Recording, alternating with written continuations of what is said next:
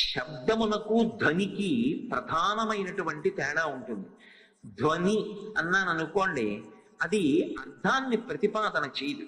ఒక పసిపిల్లవాడు ఆడుకుంటూ ఆడుకుంటూ ఏదో ఉంగా అన్నాడు అనుకోండి, ఆ వచ్చినటువంటి ధ్వనికి అర్థం ఏమిటి అని అడిగారు అనుకోండి, దానికి అర్థం ఏమి ఉండదు. ఏ అర్థాన్ని ప్రతిపాదన చేయకపోతే ధ్వని అంటారు. అర్థాన్ని ప్రతిపాదిస్తే దాన్ని శబ్దము అంటారు. సనాతన ధర్మము యొక్క జీవం అంతా ఎక్కడుంటుంది అంటే శబ్దము మీద ఆధారపడి ఉంటుంది. వేదమునకు కూడా శబ్దమనే పేరు, అందుకే శబ్దరాశి అని పిలుస్తారు వేదాన్ని. అటువంటి వేదంలో ఏ శబ్దానికి పట్టాభిషేకం చేశారో, శబ్ద బ్రహ్మమయి చరాచరమయి జ్యోతిర్మయి వాంగ్మయి అని సరస్వతీదేవిని ప్రార్థన చేశారో, అటువంటి ఆ తల్లి స్వరూపమైనటువంటి శబ్దమునందు సంగీతమునకు ఒక ప్రత్యేకమైనటువంటి ప్రాధాన్యత. మీరు భారతీయమైనటువంటి సంగీతాన్ని పరిశీలనం చెయ్యండి, దాని యొక్క తాత్పర్యము, దాని యొక్క చరమ ప్రయోజనమేమి అంటే పరమేశ్వరుణ్ణి చేరుకొనుటయే. అందుకే నాదోపాసనము అంటారు. నాదోపాసనం అంటారు తప్ప రంజకత్వం కోసం పాట పాడుతున్నాను అనరు. నాదోపాసన అంటే సమస్త శబ్దము ఎక్కడి నుంచి పుడుతోందో దాన్ని నాదం అంటారు. స్వరము శృతి ఈ రెండు వేరువేరుగా ఉండేటటువంటి ఆస్తిక్య బుద్ధిని విడిచిపెట్టేసి రెండు ఒకటైపోయి అణిగిపోయి హృదయ కుహరంలోకి చేరిపోతే గాయకుడు నిశ్శబ్దంలో ఆ లోపల అనుభవించగలిగినటువంటి స్థితికి నాదమని పేరు. అందుకే ఆ నాదాన్ని ఉపాసన చేస్తారు.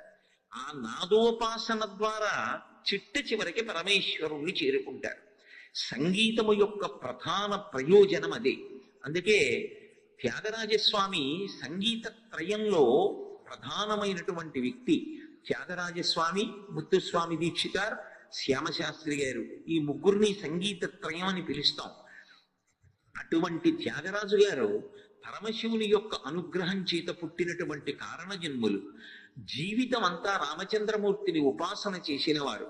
రామోపాసన చేశారు అంటే దాని అర్థం శివద్వేషి అని కాదు. ఉన్న పరబ్రహ్మాన్ని, రాముణ్ణి ఇష్టదైవంగా చూస్తూ ఆయన మీద పాటలు పాడి తరించినటువంటి వ్యక్తి. ఆయన మీద భక్తి, ఆయన చేత తనకి ఏ అవసరాన్నైనా తీర్పించగలిగినటువంటిదని, తను ప్రత్యేకంగా తనకి అవసరాలు వస్తాయని ఏదీ సంపాదించి దాచుకోవలసిన అవసరం ఉండదని పండిపోయినటువంటి భక్తితో నమ్మినటువంటి సద్గురు. అందుకే ఎన్ని తత్వ సంబంధమైన విశేషాలను ఆయన ఆవిష్కరించారు. కేవలం రంజకత్వం కోసం పాడినటువంటి కీర్తనలు కావువి. నేను మీకు ఒక ఉదాహరణ చూపించాలి అంటే, త్యాగరాజస్వామి ఒక చోట అసలు గాన వైభవం గురించి మాట్లాడారు. మాట్లాడుతూ ఆయన అన్నారు, నాదతను మనీషం శంకరం నమామి మే మనసా శిరసా నాదతను మనీషం శంకరం. ఆ శంకరుడు ఎటువంటి వాడు అన్నదానికి ఆయన అన్నారు, నిగమోత్తమ సామవేద సారం వారం వారం.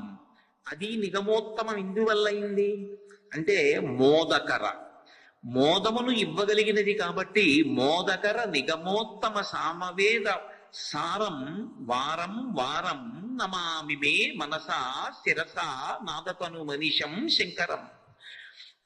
సద్యోజాతాది పంచవక్త్రజ వర సరిగమ పదని విద్యాలోలం విదలిత కాలం విమల హృదయ త్యాగరాజ పాలం నాదతను మనీషం శంకరం అంటారాయన. శంకరుడెవరు అన్న దాని మీద మహాతత్వవేత్తగా ప్రతిపాదన చేస్తున్నారు.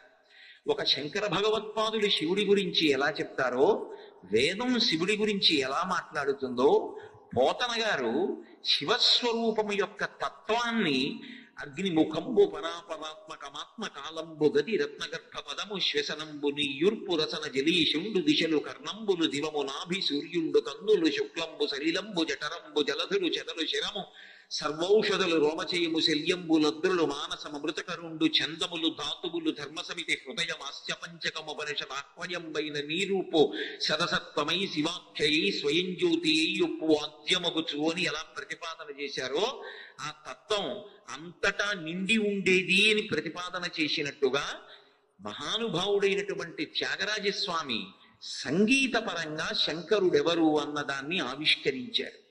ఆయన దాన్ని నిర్వచనం చేస్తూ అన్నారు, అసలు నాదతను మనిషం శంకరం, శంకరుడికి ఒక శరీరం ఉన్నది అని కదా.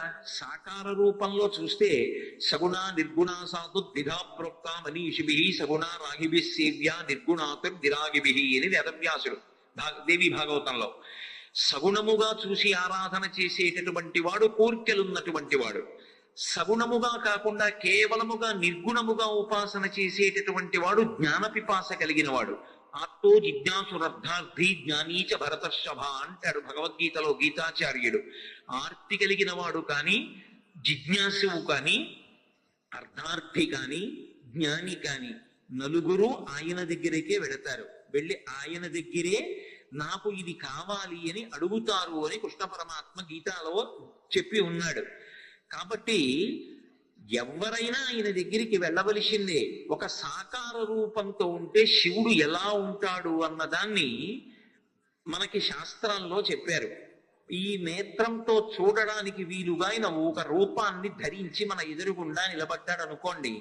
పునుకల పేరు కంఠమున భూరి భుజంగము భూషణంబుగా అనయము భస్మధారణము అద్రి నివాసము మీరు విల్లుగా అనువుగ దంతి చర్మమును హస్తములందు కపాల శూలముల్ పడివడిదాల్తు శంకరు కృపావర రూపమును ఆశ్రయించతన్ అంటారు. ఎన్నో ధ్యాన శ్లోకాలు ఆయన మీద. ధవళవపుషమిందూర్ మండలే సన్నివిష్టం భుజగబలయహారం భస్మదిగ్ధాంగమీశం మృగయ పరశుపాణిం చారు చంద్రార్ధమౌళిం హృదయ కమల మధ్యే సంతతం చింతయామి. 63 లీలామూర్తులు ఇలా ఉంటాడు అని సాకార రూపాన్ని ధ్యానం చేస్తాం. త్యాగరాజస్వామి అన్నారు, అసలు శంకరుడి యొక్క శరీరం ఏమి? నాదమే ఆయన యొక్క శరీరం. నాదతను అనిశం శంకరం.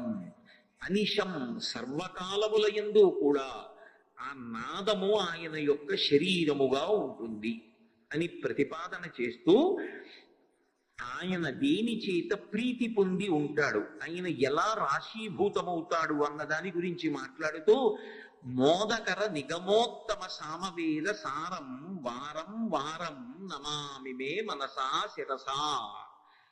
ఎంత అద్భుతంగా మాట్లాడారంటే, నమామిమే నేను నమస్కరించుచున్నాను. ఎలా?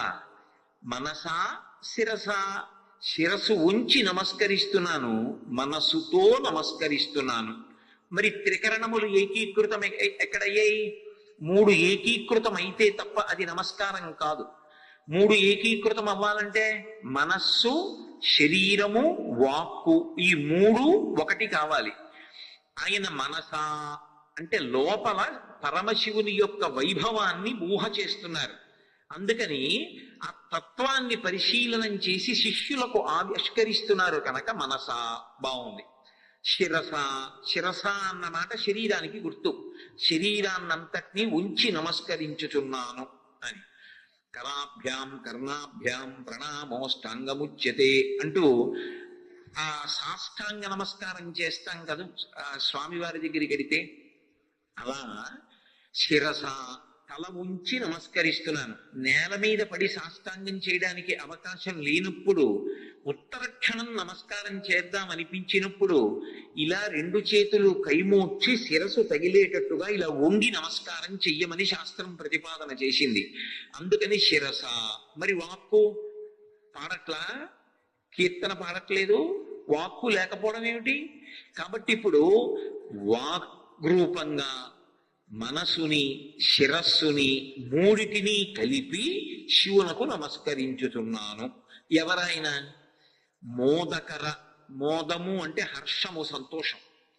సంతోషం ఇవ్వగలిగినది శాంతి అని పేరు.